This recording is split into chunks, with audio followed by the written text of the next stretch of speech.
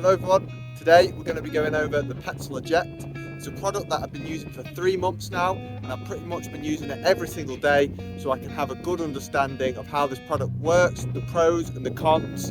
I won't waste any of your time. We'll start with the installation, how it is at friction saving in the tree and retrieval, and then my opinions at the end of the video. If you're interested in purchasing the product, I'll leave a link down in the description. Thanks for watching. So installation with the EJECT is really simple. You release that mechanism by sliding to the right. You've got a choker system here that you put round a stem or a limb. You choke it up tight and you clip this onto the loop. And as you can see, even with me talking there, installation is as simple as that and probably took a couple of seconds. You can leave it hanging, you can choke it up and leave it longer, or you can really cinch up the pulley right to the desired height. That's typically how I like to run it. This slack here doesn't matter, it's just this amount here. So installation, super quick and easy. Putting your line in, there's a little diagram here to show which way it needs to go. And I keep my retrieval ball by PETZL on there at all times. You slide it up, post the rope and the ball through, and clip back onto yourself, and you're ready to climb around the tree. This works perfectly in combination with the zigzag. They're obviously pretty much made for each other, but it will work on other DRT systems. This actually can be set up for an SRT retrievable anchor point, but I don't really use it for that. I use this for DRT, and I think that's its intended function anyway.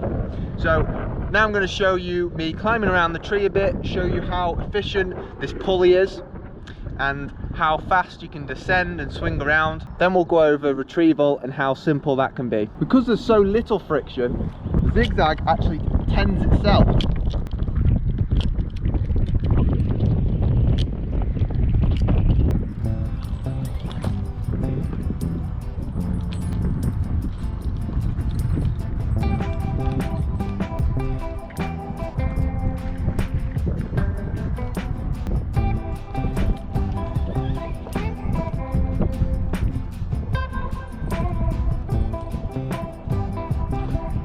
So for whatever reason you want to move the EJECT, that's possible too. So I typically climb on one SRT line and one zigzag DRT line with this through the EJECT or a friction saver. Now you might want to move it for a redirect. You need to position over this direction here. So for example, I'm going to put it on this limb. So if you were climbing on one line, you just strut round and move it. I'm on two, so it's double redundancy. So I'm going to be safely on my SRT line and strut round and then move the DRT EJECT system. So if you don't already, you want to put the EJECT ball on there. I keep mine on so you never forget. Strut round where you want to be. And it's as simple as taking off your device, pulling it to you, and it'll eject and pull directly to you. Take it off. Pull, pull, pull. You'll see the EJECT come off. Simple as that.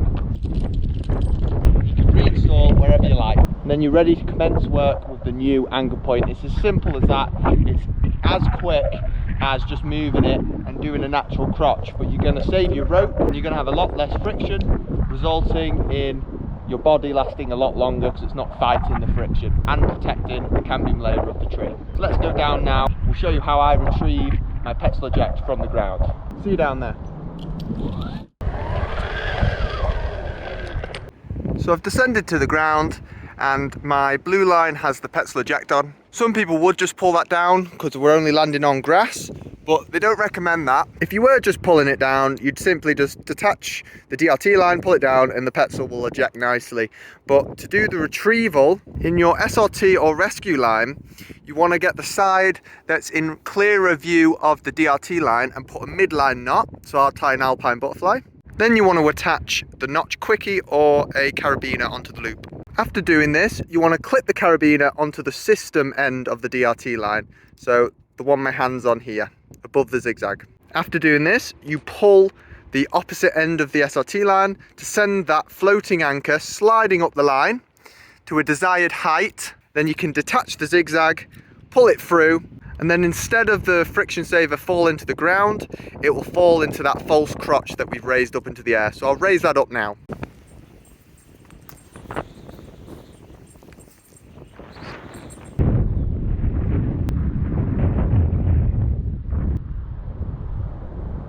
So you could raise that right to the top, but I'll leave it there just so you can clearly see what's going on. Then detach from the zigzag and then pull down on the zigzag to retrieve. Pulling it up, right up to the eject.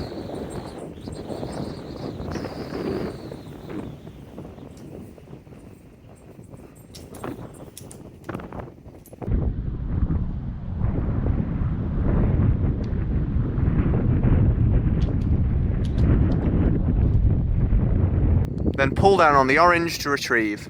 Instead of hitting the ground, it was captured in that floating anchor. And it's captured like so. So you can safely retrieve it like that with either your secondary line, DOT or SRT, or your rescue line if you have that installed.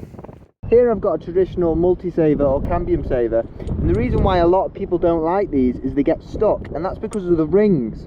Now that's an amazing feature of the PETZL Eject, is you don't have the rings to deal with. As you can see, it's quite a tight fork there. You could get that ring stuck, and then you've got to climb back up the tree to retrieve your cambium saver. But I'll show you that with the eject. The beauty with the eject is the only thing that's going through that tight crotch is the actual webbing sling.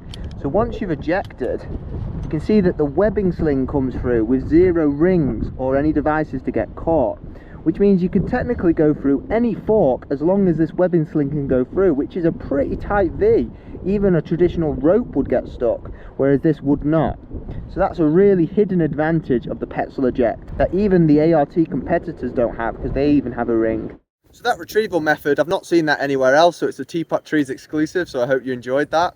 With that alone, it sort of eliminated the fear that I had about this device, and that was how delicate it is and if it can take being dropped out of the tree, which kind of is its purpose. A traditional cambium saver or friction saver, although it's not recommended still, can take a bit of impact by being dropped out of the tree, whereas this, you really don't want to be trusting your life on a device that you're dropping out of the tree. It'd be the same as throwing your zigzag out of the tree or any other mechanical device. It's not something you do, so it needs to be treated the same. If you can work around that with techniques like that, or any you can think of yourself, then this device is perfect at eliminating friction, and the eject feature to be able to retrieve that from the ground is a game changer. Being able to maneuver it around the tree, move the anchor as simple as just doing natural anchoring. It's a really great device. That, as well as its anti-snag feature, I think it really makes it a really good tool for any arborist to have. So I hope you enjoyed that. It's something which I think I'll continue using in my arb career.